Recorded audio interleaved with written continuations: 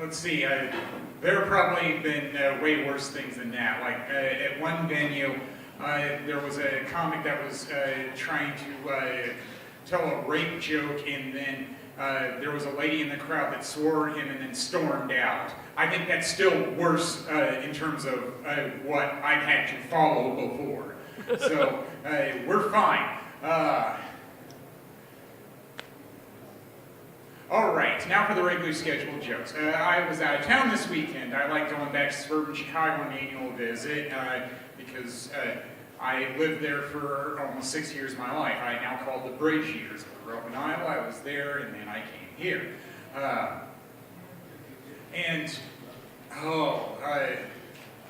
Being at airports, it's always an eye-opener on what can happen there. It's a wild card, especially when you have to deal with going through security.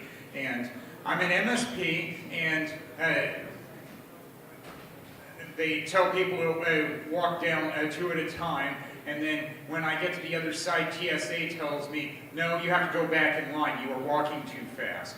It's like, what is this, school? That reminds me of junior high, where one of the guidance counselors said I was walking too fast down the hall, and he said, you've got to do it again. And then there was somebody else that came around and said, no, he made me do it too. And it's like, all right, pay him. You paid him to say that. Come on. Yeah, even at age 12, I was cynical, thinking that everybody was getting bribed. And I'm still trying to remember how that ended, other than I know that I was stuck in that guidance counselor's office a lot, and I don't even know what I did to get there. He was bored. I don't know. And that may have been where I told my first joke, because I remember saying that a classmate's name was Ford, and I said that he was one of the few Fords found on the road dead. Yeah, you got to start with something when you're 12, and that's what I started with. Kind of like what I read about Molly Shannon, where they claim that she told her first joke after losing her mom in a car wreck at age 4. Or you either get better or you get worse. You don't stay the same when that happens. I still got on the flight, but that was still weird the way they were handling me at security. It's like, well, I follow orders, so I just want to get on the flight, and I don't want to cause trouble. So, I made it to Chicagoland. I did some karaoke because I like having stage time wherever I go, and that's often easier to find than open mics, especially if we go on weekends. And it was weird going to this one bar. It was a crowded dive bar in the suburbs, and I said, well, I want to do a Weezer song. They said they don't have that, and they don't have the typical thick binders where you can choose songs from. They said, well, you have to do that online. Well, I have a flip phone. That really doesn't work for me. So I said, well, how about Green Day? All right, I'll sing some Green Day. And I really got into it. The song I did was Minority. And then I'm the type that likes having souvenirs wherever I go, and I was just looking at what was on the bulletin board by the front door, and there were a few business cards that were in that cork board. And then all I remember is that somebody said, you sang really well, bud, and I had my back turned, so I don't know who said it. I just said thank you, and then they moved on. And it's like, well, I don't know how to respond to that. I like seeing who's giving me compliments.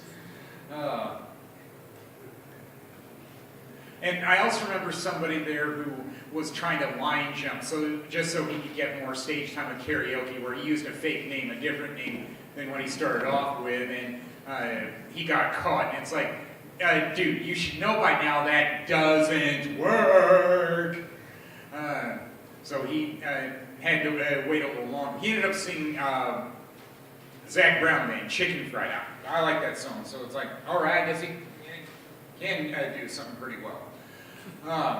And I call myself a stodgy academic because I majored in history at the University of Iowa, and that means I like seeing museums if I have the time. And I ended up seeing the one at Great Lakes Naval in the northern suburbs. Took me a while to drive up there, especially since I don't want to take toll roads. I guess I'm a super cheap. Yeah, I'll admit it. But I just knew well enough to allow enough time to get up there. And as usual, I learned something when I'm at museums. The last impression I had there was they mentioned two members of the Wrigley chewing gum family, William Jr. and Philip Wrigley, influenced Great Lakes Naval, and I'm trying to think of how other than supplying financial support to keep the military base going. Well, I know this from studying history. The rich find a way to make a lasting impression because they have the money. Like Henry Ford, where I saw that at the Edison home in Fort Myers, Florida, when I was down there for spring training over a decade ago, where it was said that he made square dancing popular as a form of exercise. Well, if he was one of the richest men in the world, yeah, that's called you can buy influence. And then, of course, Greenfield Village in Dearborn, where he could afford to buy all those buildings that nobody else wanted. And there's probably still examples of that thing I've said about studying history, is we just trade one set of robber barons for another. Of course, now they're techie robber barons like Mr. Gates. But I digress. Yes, I saw the museum. That was very nice. And then I also went to a minor league hockey game, the Chicago Wolves. They win more than Minnesota's Wolves do most seasons. But it was weird hearing the people around me where some people were talking about other sports while they were watching a hockey game. It's like, well, I come once a year. I'm going to pay attention. I want to get my money's worth. It's hard for me to understand other people. I stopped trying to do that. But they played the Wilds affiliate from Des Moines, Iowa. The Wolves won, so that was cool. Except I don't understand why some fans will boo the opponent when they come to the ice. It's like, if there's no opponent, there's no game, people.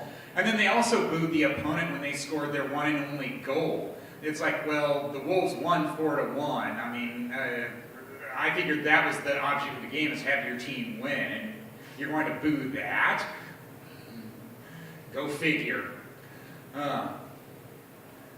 It continued in terms of weird airport stories where I get to O'Hare on Sunday, and then I found I had enough time before my flight, and I was just looking at different services they had available, and they had a health spa at O'Hare. It's like, all right, I'll do 30 minutes massage therapy.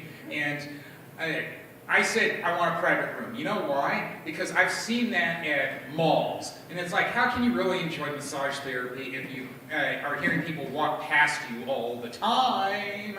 It's just like when I want to have a private meeting with my boss or somebody. I go to a conference room where I can shut the door because I don't want people listening in.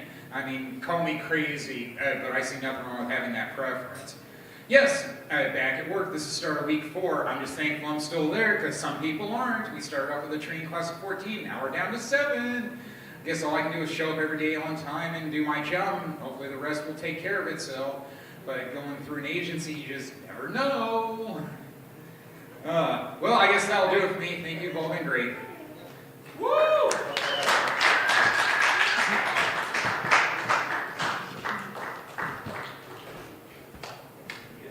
Another round of applause for Lyle Larue. And a little bit chicken fried. Cold beer on Friday night.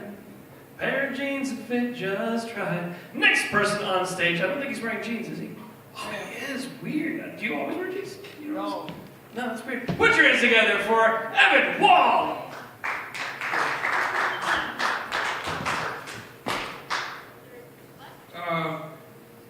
Sometimes people say stupid things,